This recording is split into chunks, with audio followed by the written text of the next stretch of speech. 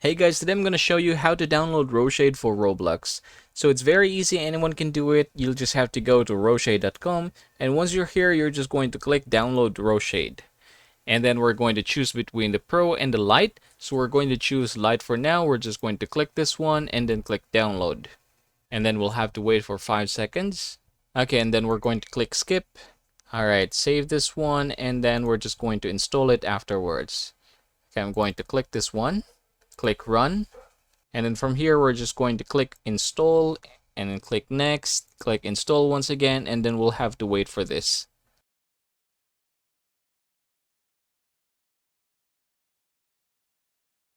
Alright, it's done. We're just going to click next, and then from here you can basically just close this one, or if you want to follow and support that particular person who created this one, you can just follow this account.